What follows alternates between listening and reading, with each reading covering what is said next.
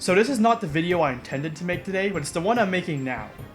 Recently, we just reached the 300th Wordle, pretty big milestone. So what I wanted to do was go to one of these archive sites and try to see how fast I can complete the entire history of Wordle. Wordle's day 1 to day 300.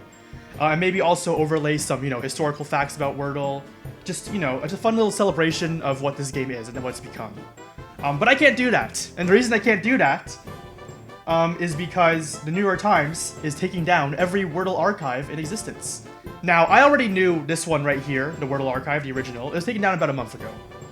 Right? It took it down, but there was this one here that I thought I could use to do this video. It was actually even better for the purposes because it had instant word information display. So that would be even faster. It wouldn't be like a 40-minute video, it would be a 25-minute video.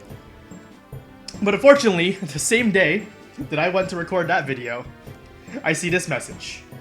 It's been a fun 3 months. Enjoy to us all. New York Times has requested that I shut down the archive. Yeah. So, I think this is not good. I don't think it's going to destroy Wordle ending. Let's just get that on the table immediately. This is not the end of the Wordle community. They're not going to destroy every project, but I do think this is bad. And I'll tell you why it's bad. First of all, it's not necessary. See, the core appeal of Wordle as it exists on the New York Times site is the social aspect. You're not going to the site to play Wordle necessarily. You're going to the site to play Wordle and then take your score and share it with your friends, have a discussion, see who did better or worse. And these archive sites, they're not taking away from that. They're not even posting the Wordle on these sites on the same day that's up on New York Times. They always wait a day. So there's no, interference with the main goal of the New York Times Wordle site. And the goals of these archive sites. They just exist to kind of, have a history of what's been on the site for, projects like what I wanted to do. Now, the other reason I don't like this is because it strains tensions with the existing Wordle community. And I'm not just talking about the people that play Wordle on the New York Times site.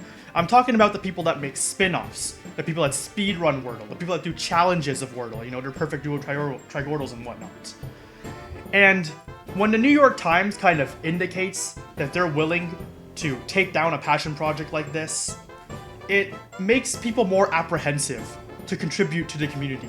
Because it would really suck if you spent, a few weeks, a month, making your Wordle-like game, only to have it shut down by New York Times before people can really get to play it. And that's frustrating, as someone that enjoys playing these games and wants to grow the community. Now, I know that the New York Times doesn't want to destroy the Wordle community. If they did, we'd see a lot more takedowns than just these two sites. But the thing is that they've made it really unclear about what they are accepting of and what they're not. Their only comments when taking down Wordle Archive was just, it was unauthorized use. And that can mean anything. Did they not like the archive aspect? Did they not like the use of the word Wordle? Do they have an issue with sites using their guess and answer list? Do they consider those part of their copyright? It's not an easy space to work in if you just don't know what the company accepts and doesn't accept from fan projects. And you can make arguments. Obviously, New York Times has copyrighted the Wordle trademark, but they can't copyright, 5-letter word games as a concept. But the thing is that in practice, their actual legal ownership doesn't matter as much as you might think. And I'm going to run you through a potential example. Let's say you made, wordfun.com, and it's just a Wordle clone that you can play infinitely. And you get a letter from New York Times saying, hey, nice website, but can you please shut it down? What are you going to do in that situation? Are you going to challenge their legal ownership of it? Because that's going to cost you a lawyer. It's going to cost you thousands of dollars. It's going to take years of legal entanglements. And what's the New York Times going to be doing in that time? They're going to put a small fraction of their income into a lawyer and let their lawyer team handle it. And it's not going to affect them at all. So in terms of the actual consequences of getting into a legal battle with the New York Times, the person running the website is taking the brunt of it. It's not worth it. They're going to shut down their website, and you can't blame them. If I was them, I would do it too. So here's my central plea to the New York Times. Please stop taking down fan projects. Please don't take down any more Wordle archives, Wordle clones, whatever. Because they don't hurt your bottom line, okay? The main appeal of your product is the social aspect. And these fan projects, they can't replicate that. They're never going to, and they'll never take that away from you. So they're not a threat to you.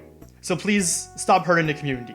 And look, if you can't do that, then at the very least signal to us what you want and don't want. Because we know you don't want to destroy the Wordle community, obviously. You want people to play the game.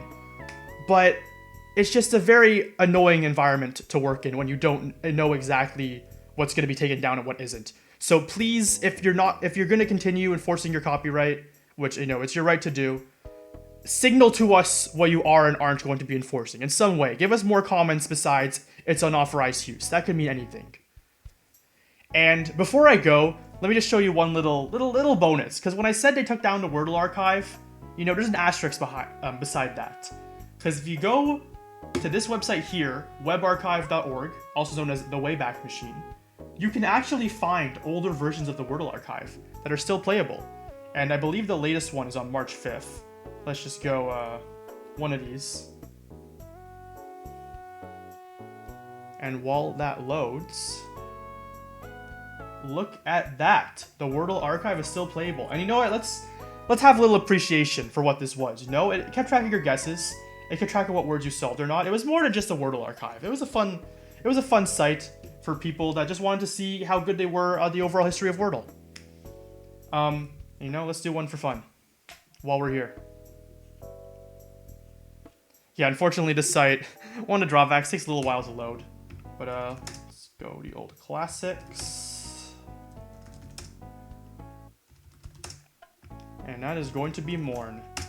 And isn't that a fitting word? Because we're mourning the loss of these Wordle archives. But that's it for me. Yeah, I wanted to make a different video, but I was kind of annoyed that they took down the archive. So I made this one instead. Hope you enjoyed, hope you learned something. Let me know if you think the New York Times is right or wrong taking down websites. If you think it's their right, it's their right. I can't, you know, that's your opinion, and that's fine. But let me know what you think, and have a good one.